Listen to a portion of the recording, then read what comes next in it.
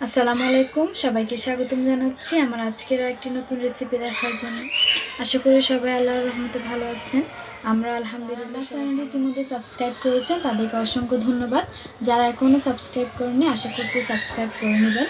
তো আমার আজকের রেসিপিটা হলো কেক ডেকোরেশনের জন্য গানাশ তৈরির রেসিপি। আশা করছি ভিডিওটি শেষ পর্যন্ত দেখবেন, আপনাদের সকলের কাছে ভালো লাগবে। তো চলুন এখন আমরা রেসিপিতে চলে যাই।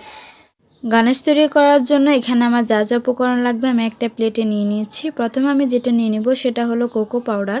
আমি এখানে কোকো পাউডার নিয়ে নিয়েছি 1/3 কাপ পরিমাণ। আপনারা চেষ্টা করবেন ভালো ব্র্যান্ডেরটা নেওয়ার। এরপর আমি নিয়ে নিয়েছি 1/3 কাপ পরিমাণ মতো চিনি। আর এখন দিয়ে দিচ্ছি 1 টেবিল চামচ পরিমাণ মতো কর্নফ্লাওয়ার। কর্নফ্লাওয়ারটা অবশ্যই দিতে হবে। এরপর দিয়ে দিচ্ছি 1 টিস্পুন মতো লবণ। দিয়ে একটা হ্যান্ড উইচের সাহায্যে আমি এখন শুকনো উপকরণগুলো ভালো করে মিশিয়ে নিব। ভালো করে মিশিয়ে নিতে হবে যাতে দানা দানা ভাবটা না থাকে। ভালো করে যখন মিশানো হয়ে যাবে, এখন আমি এর মধ্যে অল্প অল্প তরল দুধ দিয়ে ভালো করে মিশিয়ে নিব উপকরণগুলো। প্রথমে আমি অল্প করে দিয়ে ভালো করে হ্যান্ড উইচের সাহায্যে মিশিয়ে নিচ্ছি উপকরণগুলো।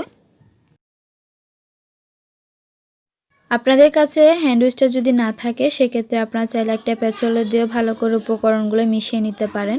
তো এখানে আমি অল্প অল্প তরল দুধ দিয়ে ভালো করে মিশিয়ে নিচ্ছি। ভালো করে মিশিয়ে নিতে হবে যাতে চুলায় দিলে দলা পেকে না যায়। এখন আমি চুলায় বসিয়ে দিচ্ছি। মিডিয়াম লো আছে রেখে চুলায় দিতে হবে। হাই হিটে চুলায় দেওয়া যাবে না, নিচে লেগে যাবে।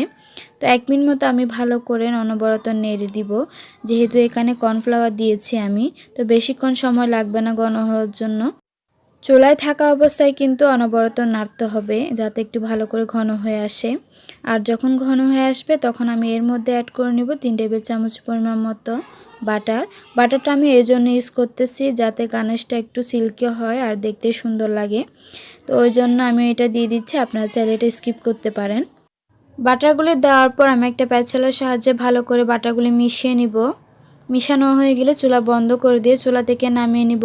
এরপর আমি একটা প্লেটে নিয়ে নিচ্ছি আপনাদেরকে দেখানোর জন্য যে পারফেক্ট গানাশটা তৈরি হয়েছে সেটা।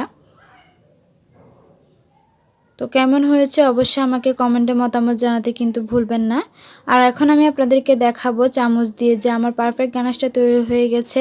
এখন আমি আমার ইচ্ছে মতো কেকটা ডেকোরেট করতে পারবো। আপনারাও চাইলে খুব সহজে বাসায় এটা তৈরি করে নিতে পারবেন।